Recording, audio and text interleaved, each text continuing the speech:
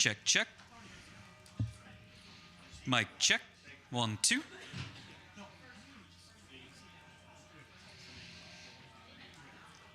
Mic check.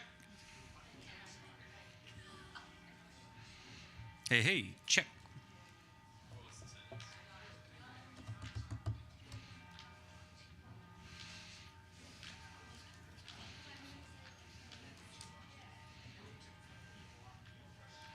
Check, check. Mic check. Hey, hey, check. Check. 1, 2, 3. Mic check. 1, 2, 3. Check, check. Hey, hey, check. 1, 2.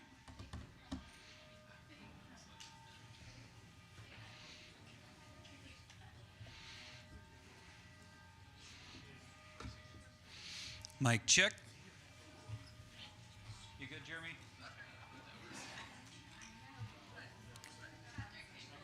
Check. 1, 2.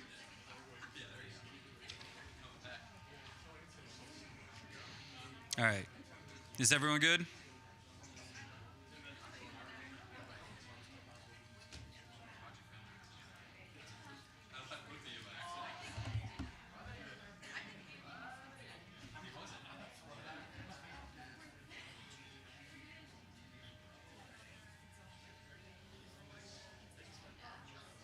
Check, check. Mic check.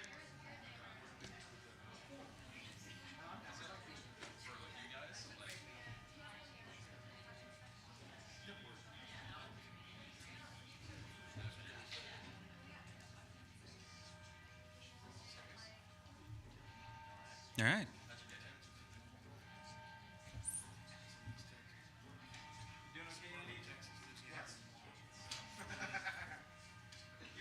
Perfectly in a line. That was the confusing part. They're in a line for where I was standing.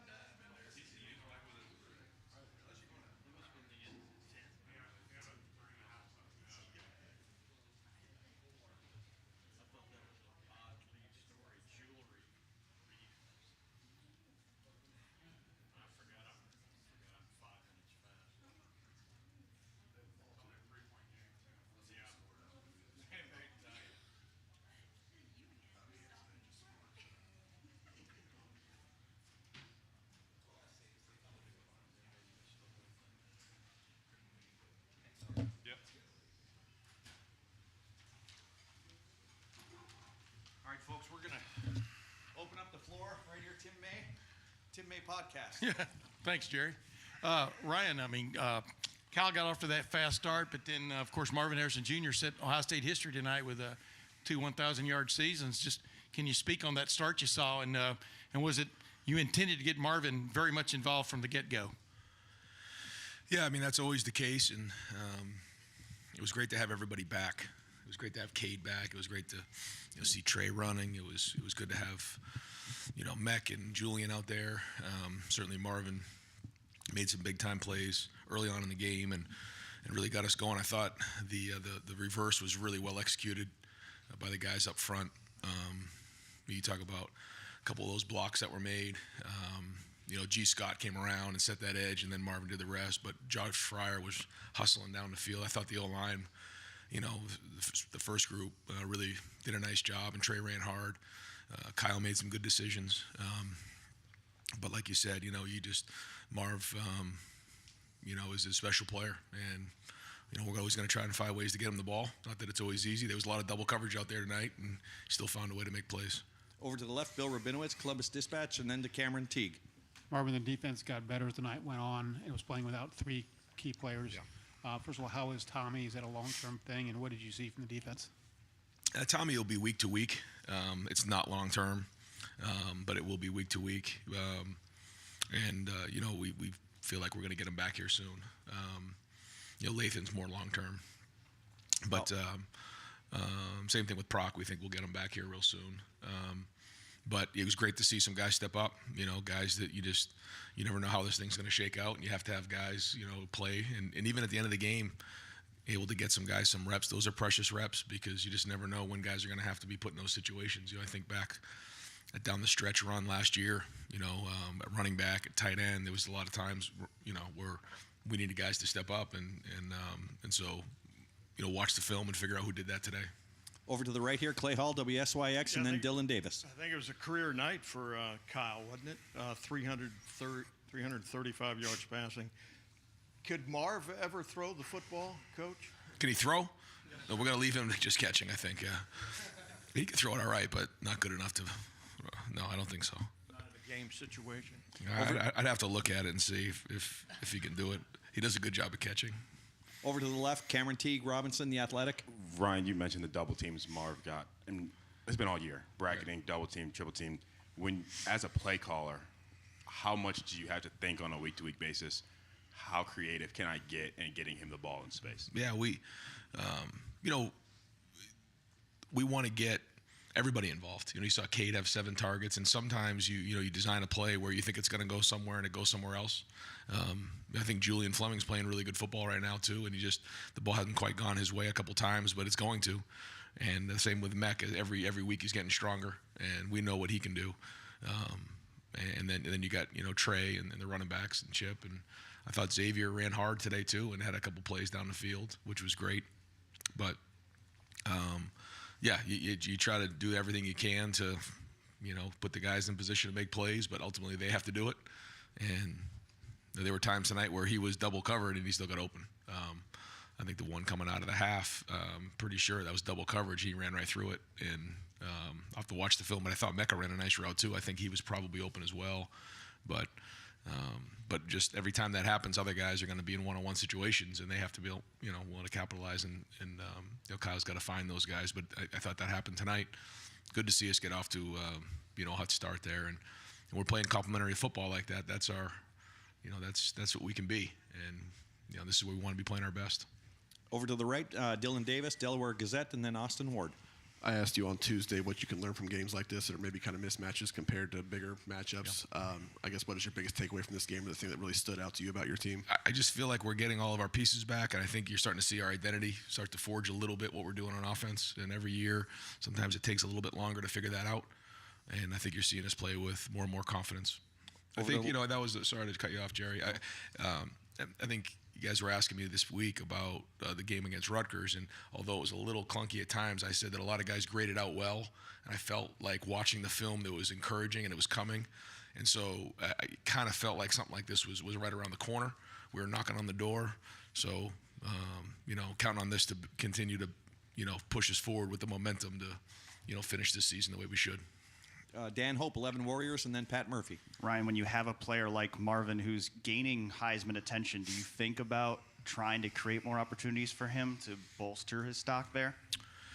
No, you can't do that. You can't start to do that. And I know that that's going to be part of the conversation, but that award is for the most outstanding player, not the standard, the player with the most stats. And he certainly made a major impact on this game. Had 3 touchdowns, 2 passing, 1 rushing, but really only played half of football.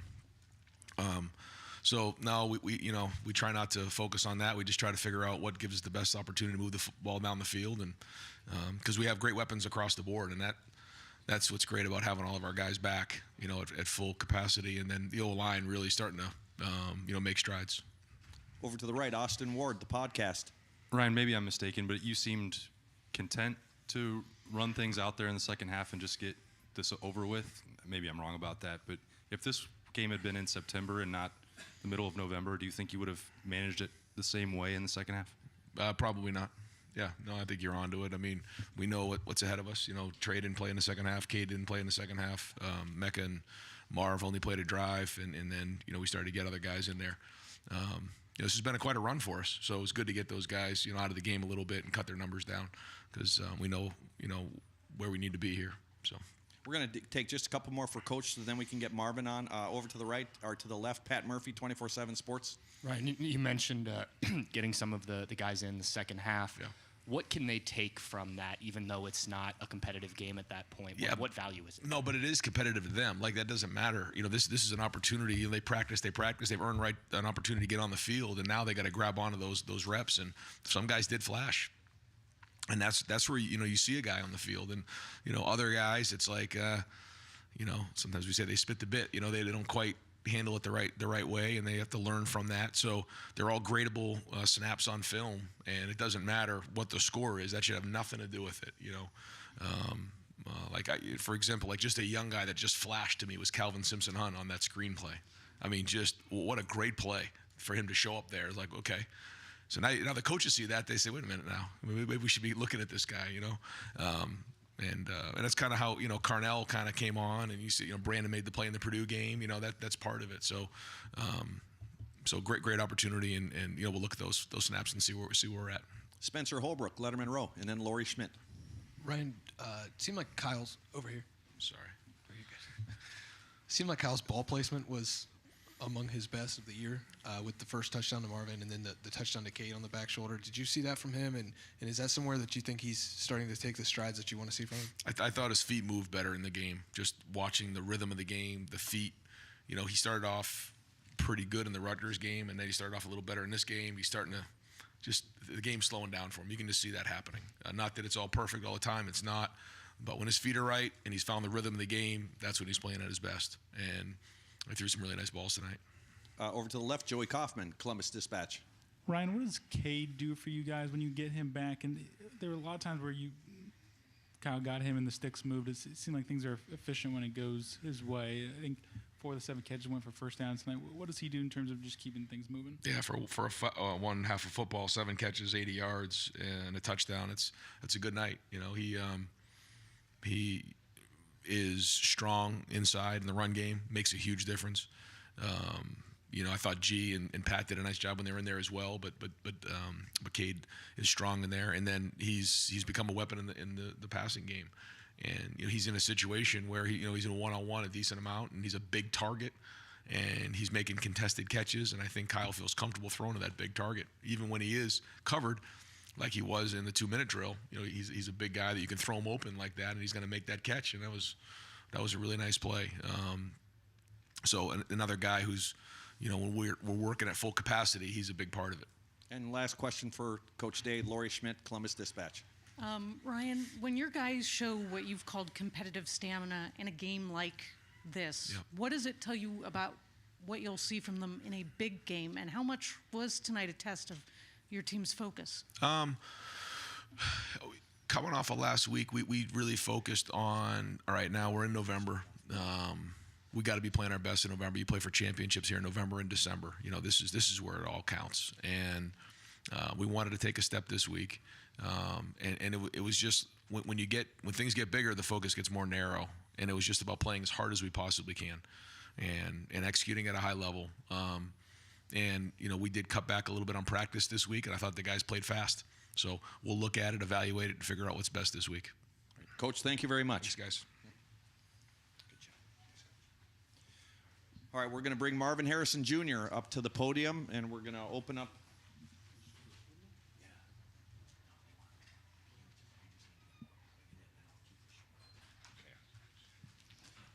Yeah, we're going to, and I'm going to go ahead and ask Sonny Stiles and Cody Simon to move to the back couple tables, so anyone wants to talk with them, they can head back there. Otherwise, we're going to open up the floor to the front here for Marvin Harrison Jr. Over to the right, Austin Ward, the podcast. Marv, are you too nervous for the podium? Over here on your right.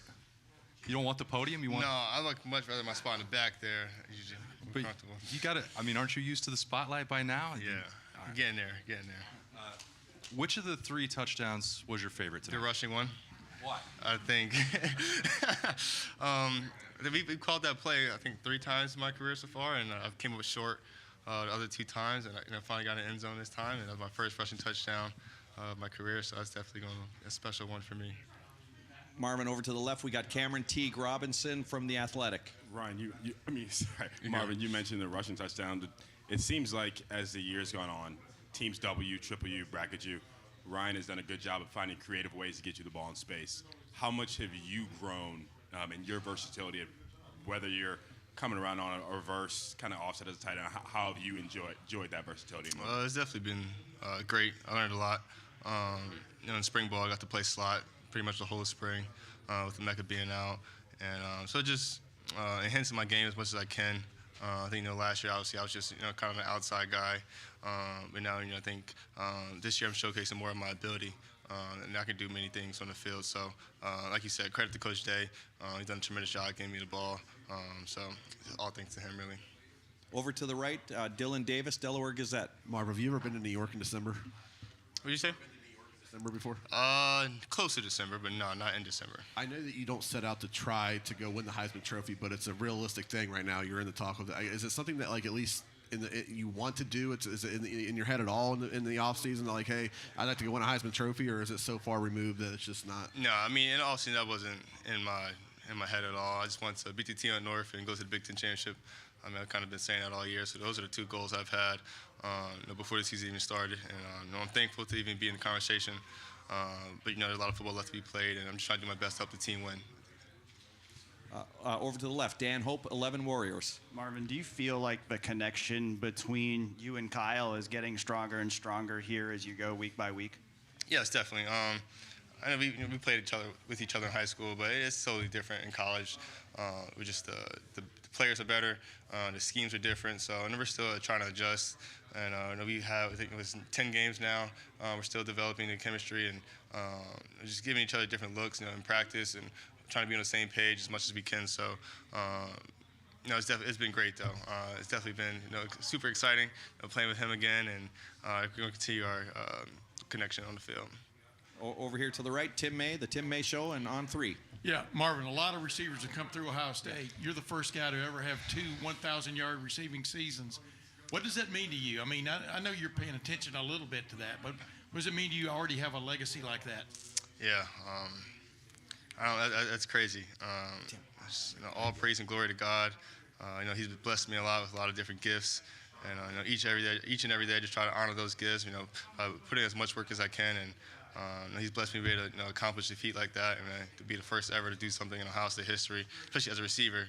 You know how many great receivers have come through this place, and that means a lot. And like I said, I'm just super blessed. Right behind Tim, Jeff Gilbert, Press Pros. The fast start tonight, you guys have been talking about wanting to do that. What did that feel like in the huddle, sideline, all through that first half, just score? Yeah, I don't know the correct stat. I think we scored on 5 of the 6 drives in the first half. That's what we need to do. I think it starts with scoring points in the red zone. That was big. We can't settle for field goals in that area. So when we score touchdowns and not field goals, I think that's definitely the fast start that we're talking about. Was there more exciting doing that? What did it feel like on the sideline? I mean, no, this has kind of been the model all year that we went a fast start, and unfortunately, we haven't been able to do that. But today we did. Over here to the right, Bill Rabinowitz, Columbus Dispatch. Yeah, a primetime game. You played the way you did tonight. I asked you a couple weeks ago about the Heisman. Probably punch your ticket for sure. How meaningful is that to you at this point? Not meaningful too much. Obviously, I'm very thankful and blessed to be in the conversation. But no, we still have 2 games left in the regular season, and hopefully one in a Big Ten championship. And that's kind of been my goal all year, is to do those 2 things: beat the team North and win a Big Ten championship. So, whatever happens in December happens in December. But right now, I'm just obviously focusing on the corrections that we need to make from this game, and then moving on to Minnesota. And final question for Marvin, Laurie Schmidt, Columbus Dispatch. Marvin, Ryan said that he cut back on practices this week. Was it noticeable? And if so, how much did it help? I mean, I imagine it's that time of year where you're starting to feel it. Yeah, week 10, that helped tremendously. I think not just me, but many other players dealing with some injuries. We're trying to battle it out. And throughout the whole week, we're trying to get as healthy as we can for Saturdays because obviously Saturdays is the most important. So for him to do that for us, and I think for us to perform the way we did, it shows our maturity as a team, shows the confidence and trusting he has in us to go out there and still execute at a high level, even coming back some reps at practice. So hopefully we continue to do that. But obviously Saturdays need to go the way today did for that to happen. Marvin, thank you very much. Thank you guys, appreciate it. All right, we're going to bring our last interviewee of the evening up to the podium. Kyle McCord will open it up with Lori Schmidt, Columbus Dispatch. Kyle, week 10. Week 10, things are starting to wear on you. You're a college football fan in addition to being a college football player, and there's a lot going on in the landscape right now. How tough was it to focus today? Honestly, not tough at all. I feel like we've done a good job of blocking out all the noise, and I think regardless of what people are saying, what the rankings are, I think at this point in the year it's pointless because we know at the end of the day we still have a lot of football in front of us, and especially in November, that's when championships are won. So I think if anything, the team's done a good job of almost putting the blinders on in a sense, and not letting any of that outside noise creep in. Over to the left, Cameron Teague Robinson, The Athletic. Kyle, Ryan made the point that an award like the Heisman is for the most outstanding player in the country, not just someone who has the best stats. I think it's fair to say Marvin's probably one of the most impactful players in the country. How does his play, his versatility impact you in your job specifically? Yeah, I mean, obviously, I can't really quantify it, how impactful he is to this offense. I mean, I think there's, one-on-one situations, obviously he wins. I think there's situations where he takes two defenders with him if they want to double him and somebody else is open. I think he does a good job blocking too. I mean, he does so much for the offense. And, I feel like, I think I said this about a month ago, if it's truly the award that goes to the best player, he has to be right there in contention. Over to the right, Andy Backstrom, Letterman Row, and then Spencer Holbrook. Kyle, over here. When Coach Dave was asked about your ball placement, he pointed to your footwork. He said that often determines it. Did you feel like your footwork was especially better today, and how much does that ankle factor in at all? Yeah, I felt like my footwork was definitely better today. I think that's something that we focused on during the week.